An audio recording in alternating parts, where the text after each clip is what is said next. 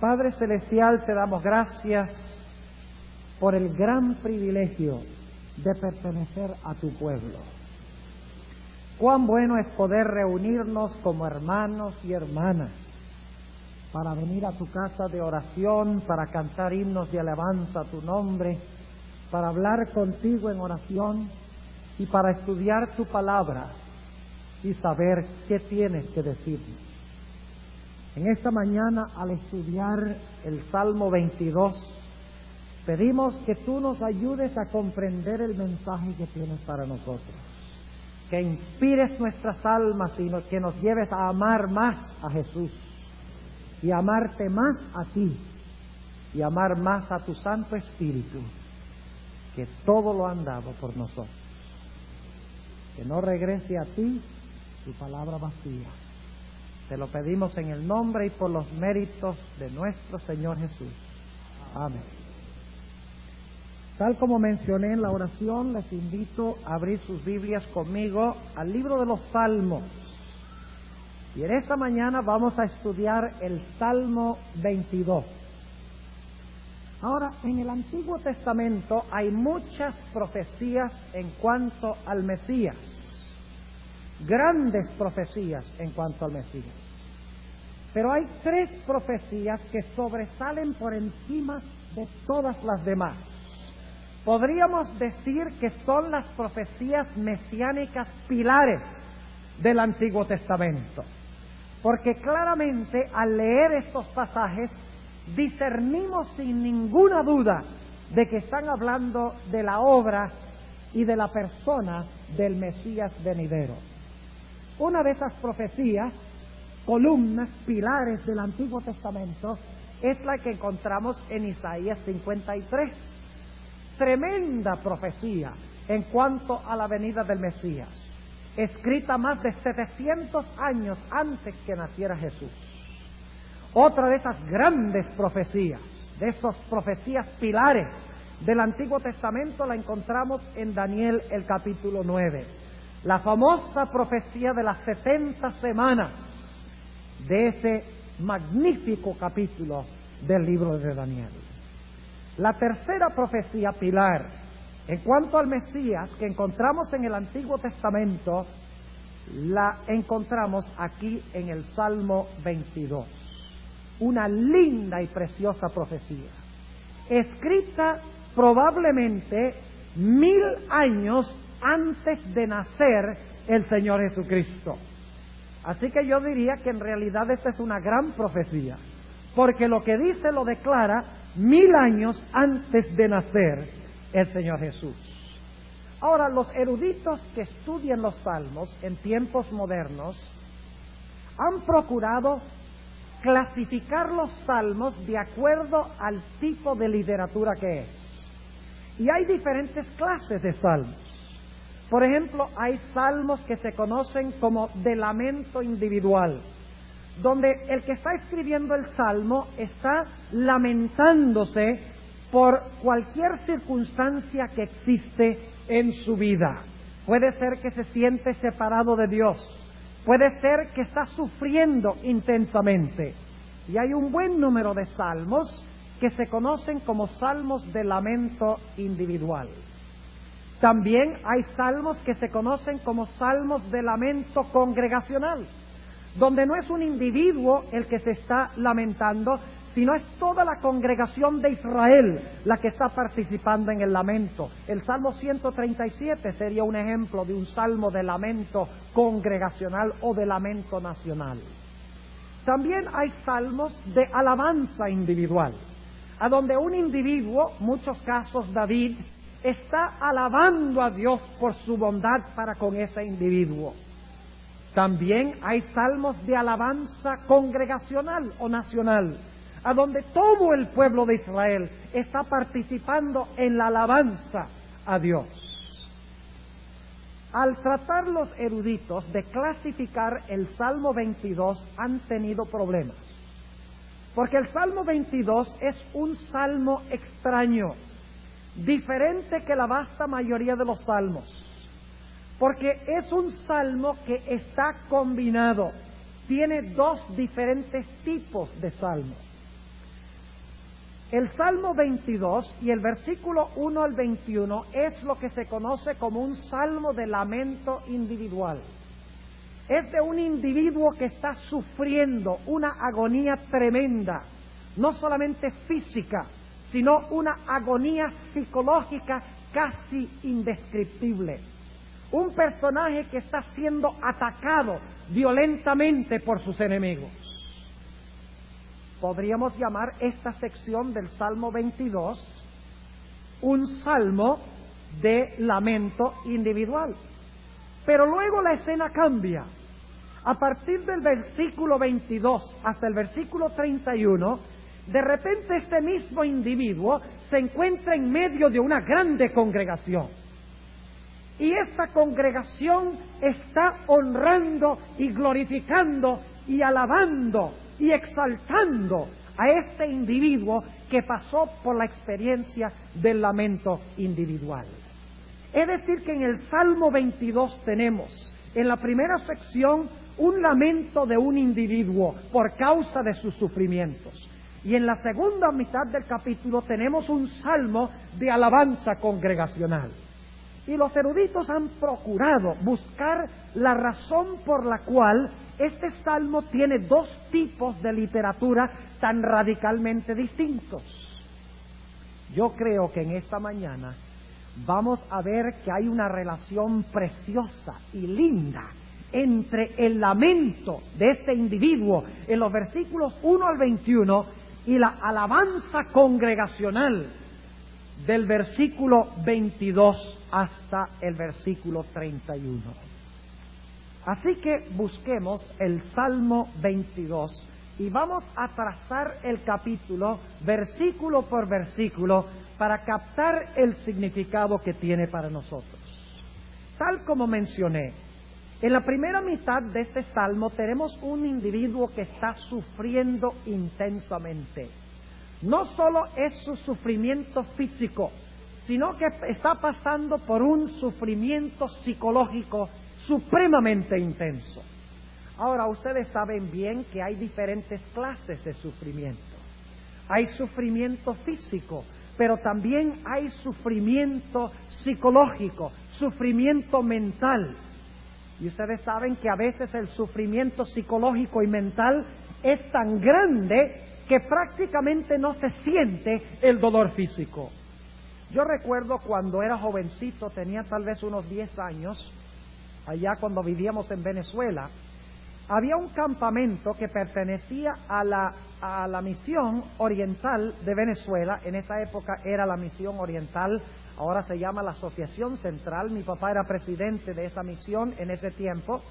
Había un campamento que quedaba a unas 4 horas de la ciudad de Caracas, que se conocía como el campamento de Tinaquillo.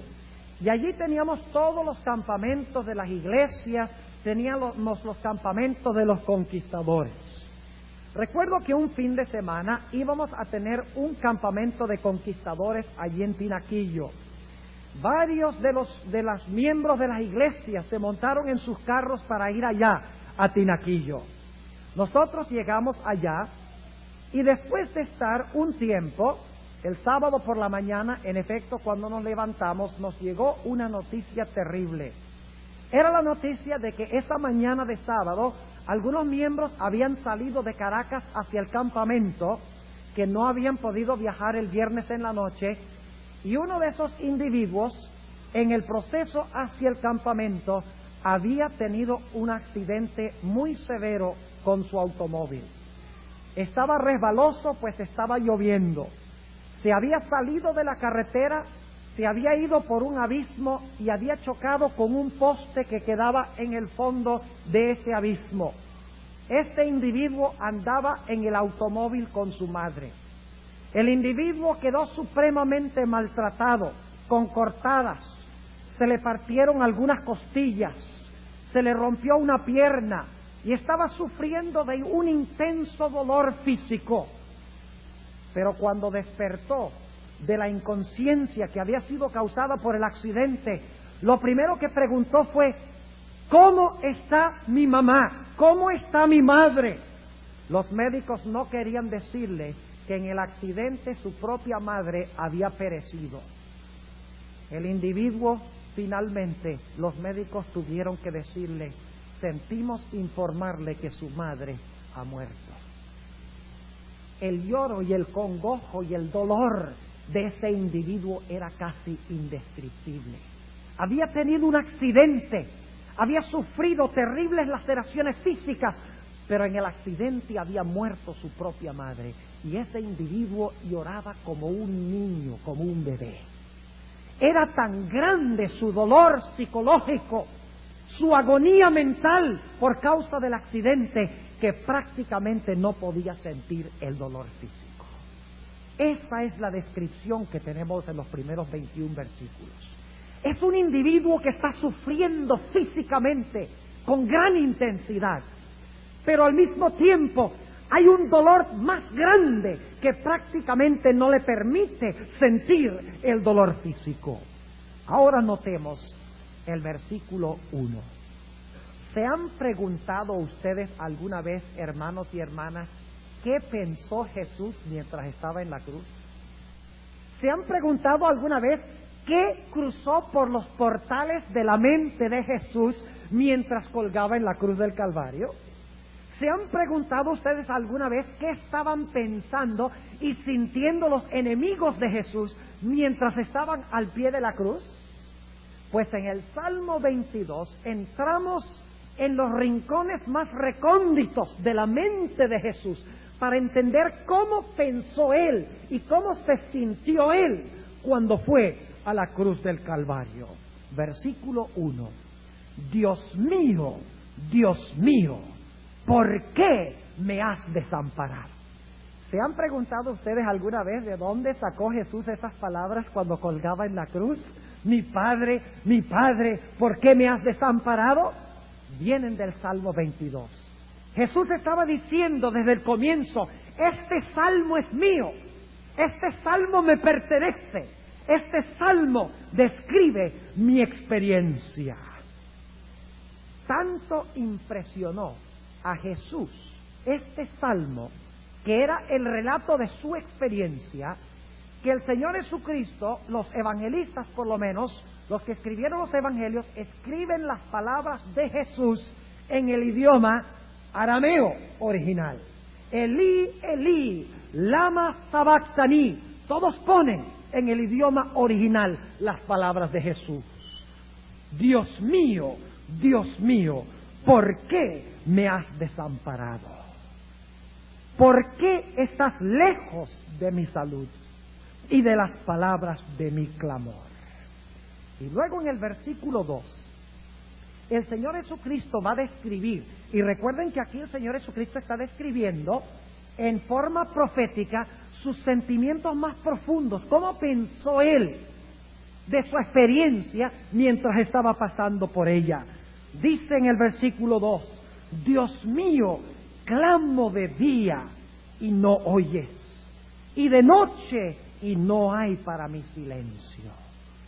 Clamó a Dios de día, clamó a Dios de noche.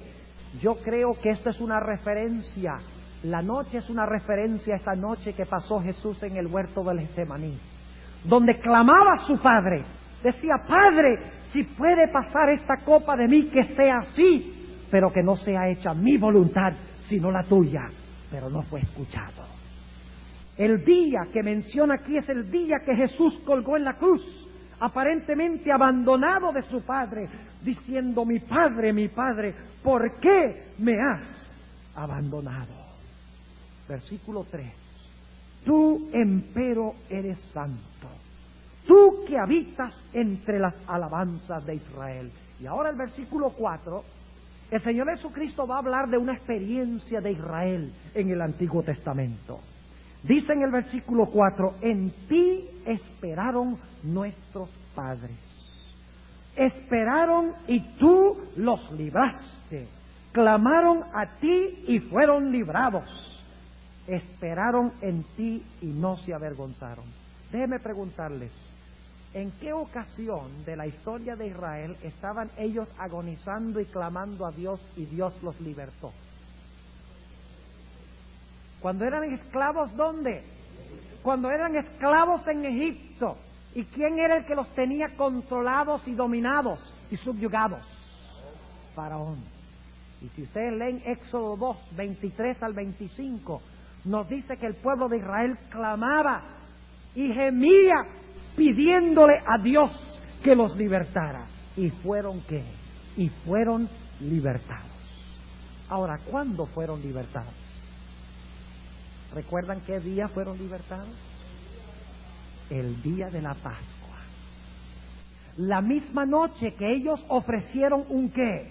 Un cordero. El cordero murió. Y como resultado de la muerte del cordero y el clamor de ellos fueron libertados. 1500 años más tarde, hermanos y hermanas, en el mismo día de la Pascua, encontramos a uno que también clama a Dios y le dice: Dios, tu pueblo cuando fue librado de Egipto en la Pascua, cuando el Cordero murió, tú los libertaste, pero ahora yo clamo a ti y tú no me libras a mí. ¿Por qué tú me has abandonado?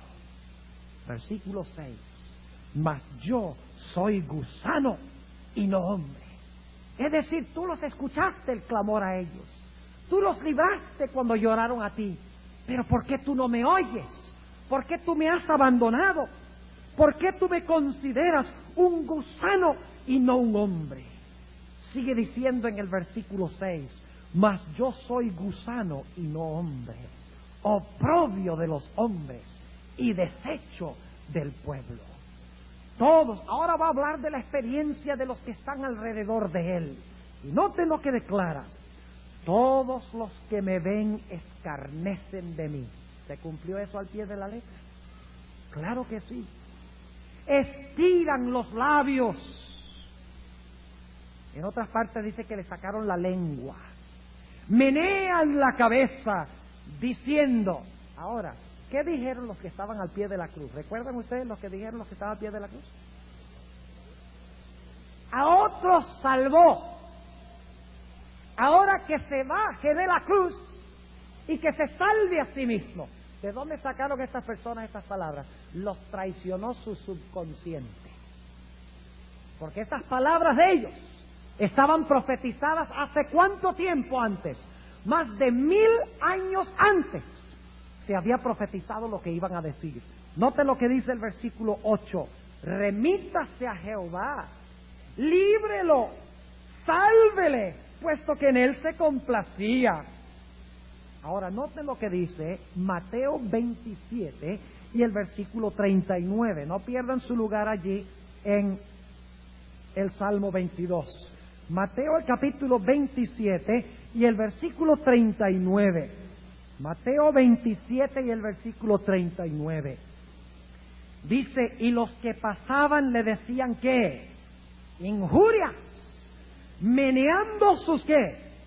Imagínense, estaban cumpliendo al pie de la letra la profecía del Salmo 22. Jesús dijo las idénticas palabras.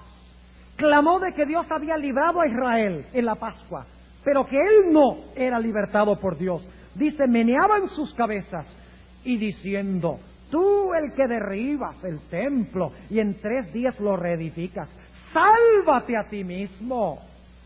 Si eres hijo de Dios, desciende de la cruz.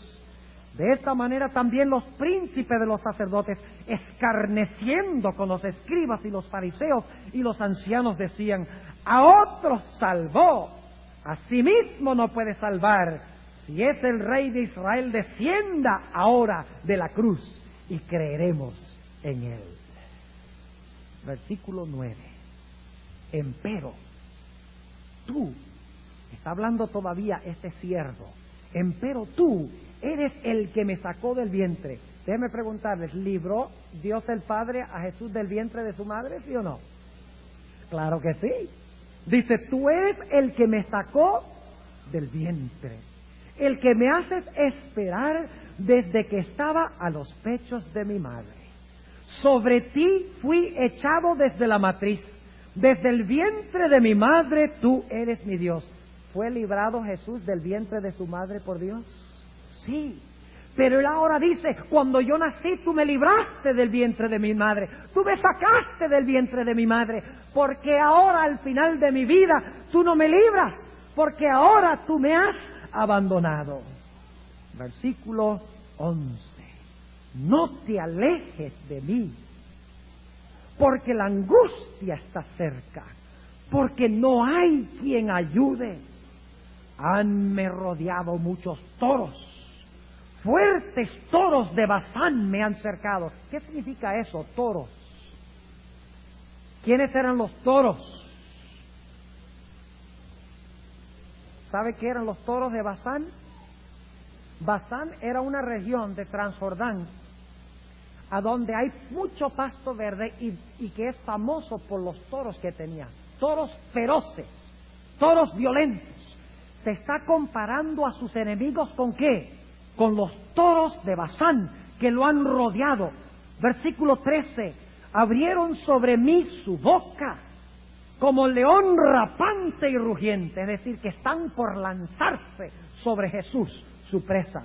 Nos hace pensar de lo que dice el espíritu de profecía, donde dice que la turba que crucificó a Jesús eran como bestias salvajes, dicen el deseado de toda la gente. Sigue diciendo en el versículo 14, heme escurrido como agua, y todos mis huesos se descoyuntaron. ¿Tenía Jesús gran sufrimiento físico? Terrible. No solamente el abandono de Dios, sino un terrible sufrimiento físico, los huesos descoyuntados. Y para entender eso necesitamos entender cómo eran crucificados en la época de Jesús. En un momento les voy a mencionar eso. Versículo 4.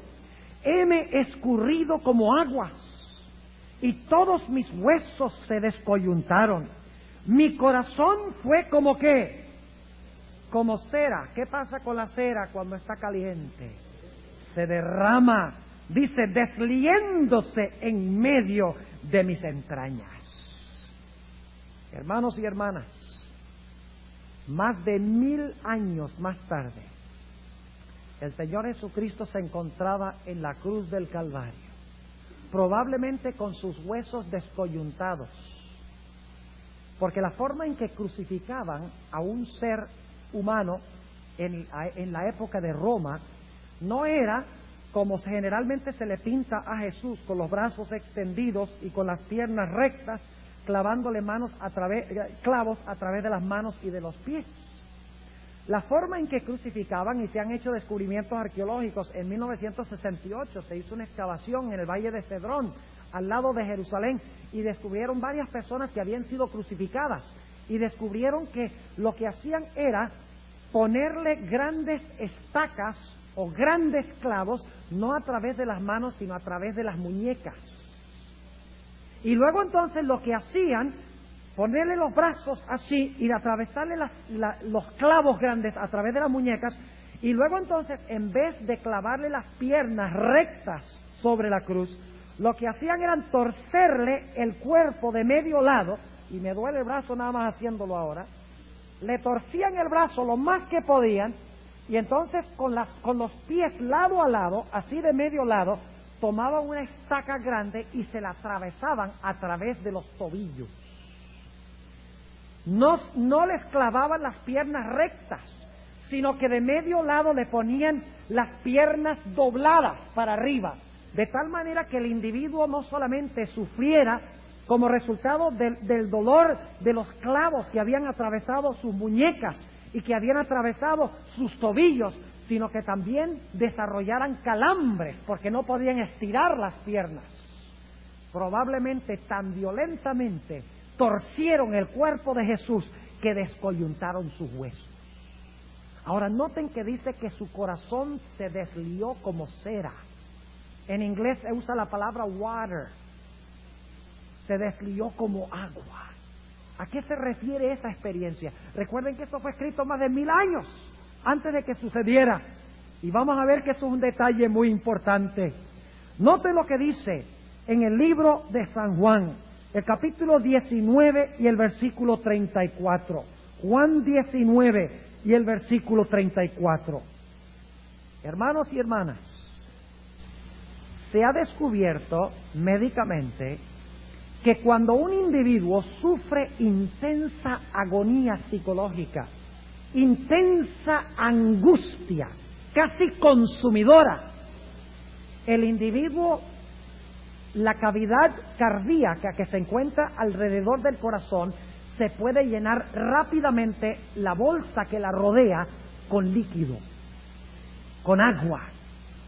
Y si el individuo sufre angustia tremenda, los médicos han visto que esa bolsa, por así decirlo, que se llena de agua tan rápido que ejerce presión sobre el corazón y finalmente el corazón no puede latir y el individuo tiene un infarto. Ahora piense lo que pasó con Jesús. Los soldados vinieron cuando estaba a punto de comenzar el sábado para bajar a los 3 individuos de la cruz, porque no debían permanecer en sábado.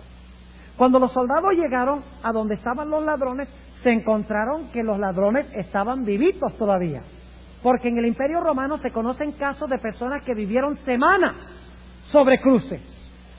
La cruz no era un método de muerte, era un método de tortura, de torturar a los criminales. Y era muy común que los reos vivieran por días y días. Y los soldados vinieron y le quebraron las piernas a los 2 soldados, a los 2 ladrones. Pero cuando llegó un soldado a ver el que estaba en el centro, en la cruz del centro, se sorprendió, porque encontró que el que estaba en el centro estaba ya muerto y solamente había estado sobre la cruz un periodo de 6 horas. Y dijo, ¿cómo es posible que este individuo que solamente fue crucificado hace 6 horas haya muerto ya? Estaba sorprendido.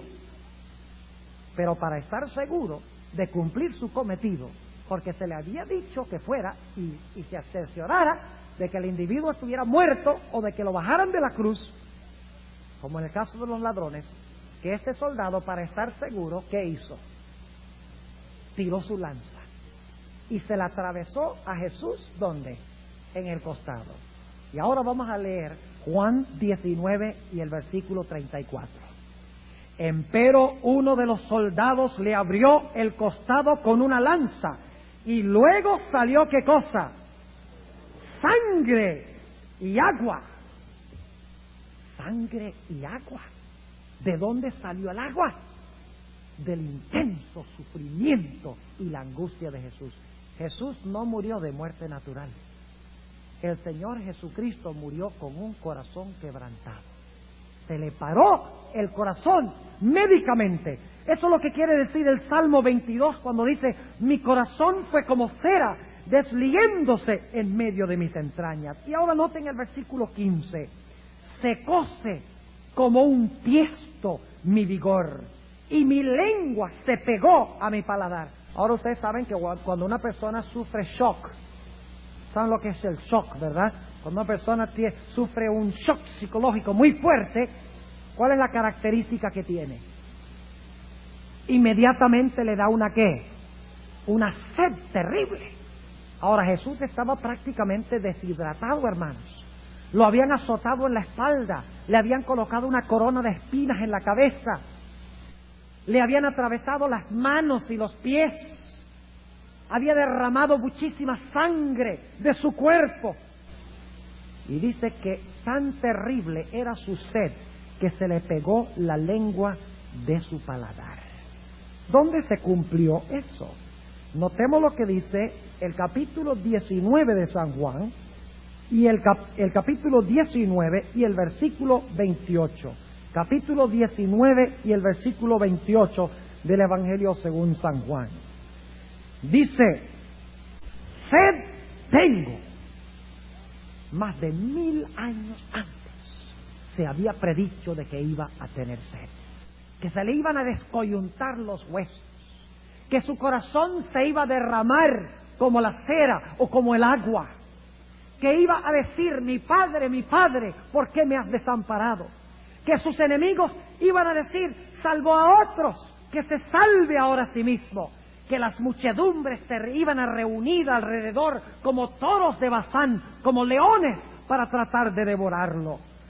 Pero sigue diciendo en el versículo 16, y vamos a pasar por alto ahora el versículo 15, la última frase, y vamos a volver a ella.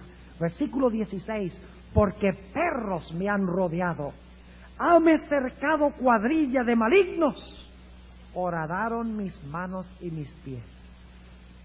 ¡Qué tremendo salmo mesiánico! Atravesaron mis, ¿qué? Mis manos y mis pies. ¿Qué representan los perros en la Biblia? ¿Qué quiere decir la Biblia cuando dice que a la ciudad no entrarán perros? Creen, ay, pobrecitos los pobres perros, entonces no, en el cielo no va a haber perros. En la Biblia, un perro es símbolo de un inconverso. ¿Recuerdan que el apóstol Pablo dijo, guardaos de los qué? De los perros. Él no estaba diciendo que yo tengo que tener cuidado cuando voy a una casa y hay un perro bravo. Un perro en la Biblia simboliza, se está refiriendo a los perros callejeros que andaban por allí, a veces con mal de rabia, perros medio salvajes. Así son los inconversos. La Biblia los llama perros. Por eso Goliat, cuando le dijo a David, soy yo perro, David podría haber dicho, bien perro eres, en el sentido bíblico, porque un perro representa un inconverso. Dice aquí, porque perros me han rodeado, es decir, inconversos, hame cercado cuadrilla de malignos, horadaron mis manos y mis pies. Y fíjense, Jesús estaba delgado y demacrado. Noten el versículo 17, contar puedo todos mis huesos. Esto está describiendo cómo se sentía Jesús, cómo pensaba Jesús. Contar puedo todos mis huesos. Ellos miran, considéranme. Partieron entre sí mis vestidos y sobre mi ropa echaron suerte. ¡Qué tremendo retrato! Escrito más de 1000 años antes que naciera Cristo. Si usted no cree en la inspiración de la Biblia, tiene que estar ciego, tiene que estar loco. Porque Jesús cumplió al pie de la letra esto que fue escrito más de 1000 años antes que el Señor Jesucristo sufriera estas cosas. Y escuchen bien, hermanos, el Señor Jesucristo colgó en la cruz entre el cielo y la tierra, desnudo. Generalmente se le pinta un trapito cubriéndole las partes nobles. Pero mi Biblia me dice que le quitaron sus vestimentas. Y el Hijo de Dios, hecho carne, colgó entre el cielo y la tierra, completamente desnudo ante los ojos blasfemos de los que rodeaban la cruz. Luego dice en el versículo 19, mas tú, Jehová, no te alejes, fortaleza mía, apresúrate para mi ayuda, libra de la espada mi alma, del poder del perro mi única, sálvame de la boca del león y óyeme librándome de los cuernos de los unicornios. ¡Qué sufrimiento terrible! Ahora surge la pregunta, ¿qué pasó con este individuo? ¿Será que sobrevivió o será que murió? Vamos a notar lo que dice la última parte del versículo 15. Secóse como un tiesto mi vigor, y mi lengua se pegó a mi paladar. Y me has puesto, ¿dónde? En el polvo de la muerte. ¿El siervo sobrevivió todo este sufrimiento? ¿Lo sobrevivió? No. Fue colocado ¿dónde? En el polvo de la muerte. Inmediatamente surge la pregunta, ¿qué tal si el Salmo 22 terminara en el versículo 21? ¿Qué pensaríamos? ¿Su sufrimiento fue qué? En vano. ¿No valió la pena? El Salmo terminó con pesimismo. Pasó por toda esta agonía, todo este sufrimiento, desnudo entre el cielo y la tierra, con las manos y los pies atravesados, rodeado de perros, burlándose de él, abandonado de Dios, llorando, mi Padre, ¿por qué me has desamparado? y terminó su vida en el polvo de la tierra, chasqueado. Por eso es que el Salmo no termina allí. En el Salmo 22 encontramos claramente una insinuación de que este siervo resucitó. Porque ahora la escena cambia. De repente encontramos este mismo ser, este mismo personaje. Pero ahora este personaje no está en una cruz. No está sufriendo agonía y separación de Dios. No está colgando desnudo entre el cielo y la tierra. No están echando suertes sobre sus vestidos. Los malignos no lo están rodeando. Está en medio de una gigantesca congregación. Y juntamente con ellos está alabando y glorificando a Dios. Note lo que dice el versículo 22. Y vamos a encontrar que hay 5 grupos en la última parte del versículo del capítulo 22. Anunciaré tu nombre a mis hermanos. ¿Es esa una insinuación de la resurrección de Cristo? ¿Cómo lo iba a anunciar en el polvo de la tierra? No podía. Anunciaré tu nombre a mis hermanos. En medio de la congregación te alabaré. Los que teméis a Jehová, alabadle. Y ahora, ¿cuál es el primer grupo que le va a alabar? Glorificadle, simiente toda de Jacob, y temed de él vosotros, simiente toda de Israel, porque no menospreció ni abominó la aflicción del pobre, ni de él escondió su rostro, sino que cuando clamó a él, ¿qué hizo? Le oyó. El Padre estaba todo el tiempo oyéndole, aunque no lo sintió. El primer grupo que le alaba en la gran congregación es el Israel literal, los hijos de Jacob, Israel. Pero luego notemos lo que dice el versículo 25. No solamente es el pequeño pueblo de Israel, viene un segundo grupo, dice: de ti será mi alabanza en la grande congregación. Ahora se vuelve más grande el ámbito de la alabanza. No solo los hijos de Jacob, sino en la grande congregación. Me gusta pensar que eso es una referencia a la iglesia de Cristo. Mis votos pagaré delante de los que te temen. Comerán los pobres y serán saciados. Alabarán a Jehová los que le buscan. Vivirá vuestro corazón para siempre. Pero ahora fíjense que el ámbito se vuelve aún más grande. Empieza con el grupito de Israel. Luego se extiende a la grande congregación. Y de repente es todo el planeta Tierra el que está alabando a este siervo y a Dios. Versículo 27. Acordarse han y volveránse a Jehová todos los términos de la tierra, y se humillarán delante de ti todas las familias de las gentes. ¡Qué tremendo, hermanos! Empieza con un grupo pequeño, luego se ensancha el grupo, luego el grupo de los que alaban cubre a todos los habitantes hasta los últimos términos de la tierra. Es decir, que toda la tierra confiesa y alaba a este siervo y a su Dios, a su Padre. Pero no solamente eso, sino que los muertos también lo alaban. Y ustedes dicen, ¿cómo puede un muerto alabarlo? Bueno, ¿tiene que qué? Tiene que resucitar. Noten lo que dice el versículo 29. Comerán y adorarán todos los poderosos de la tierra. Postraránse delante de él todos los que descienden al polvo. Oh, hermanos y hermanas, no solamente el pueblo de Israel, no solamente la iglesia de Cristo, toda la tierra, incluyendo los que están debajo de la tierra, los que descendieron al polvo, lo alaban. Y finalmente, también están incluidos los que nacen después de sus sufrimientos. Noten lo que dice el versículo 31. Vendrán y anunciarán al pueblo que naciere su justicia que él hizo. ¿Qué está diciendo esta última parte del Salmo 22?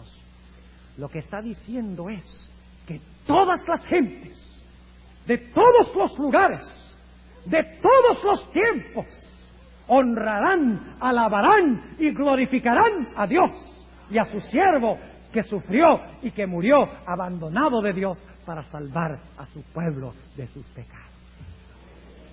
Ahora vayamos al Nuevo Testamento para hallar el cumplimiento de esto. El libro de Filipenses, Nuestra lectura bíblica de esta mañana, Filipenses el capítulo 2. Primero tenemos un siervo que se humilla, ¿sí o no? En el Salmo 2.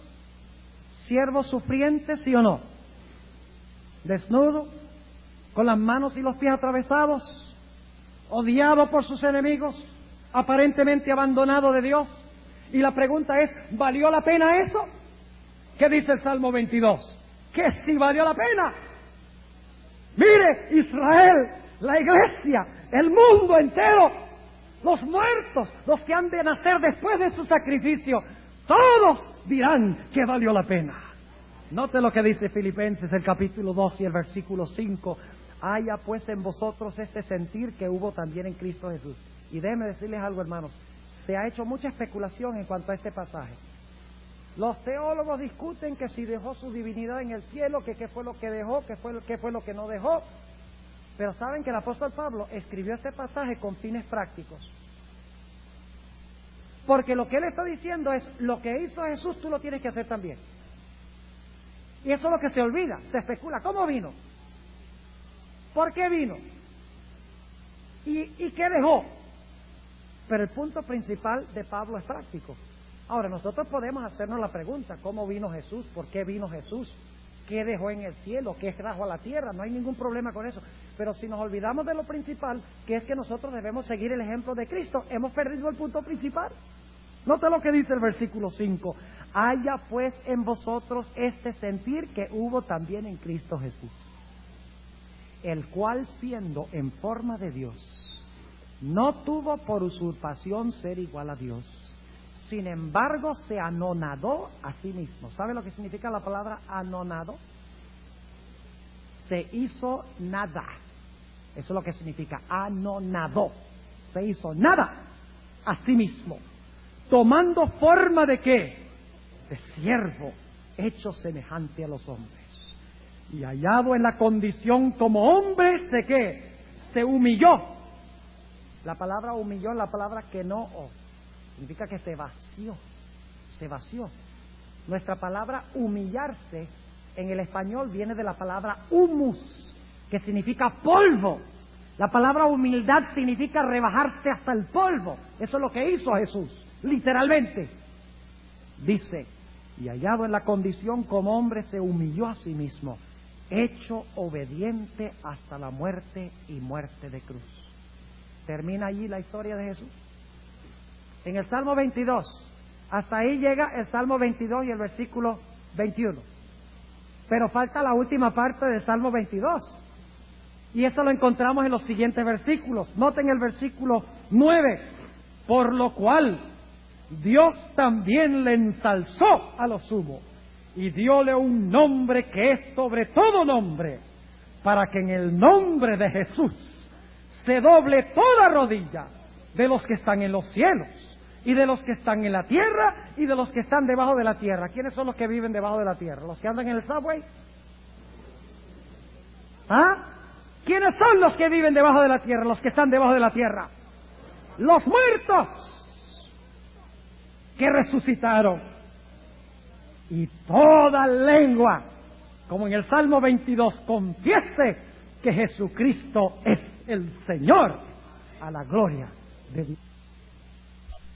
Apreciadas visitas, Cristo solamente llevará allá los que tienen su mente. Haya pues en vosotros este mismo sentir que hubo en Cristo Jesús. Es decir, que nosotros también tenemos que hacer ¿qué cosa? Que humillarnos. Y si nos humillamos, ¿qué va a hacer Dios? Nos va a exaltar. Hermanos, escuchen bien lo que voy a decir.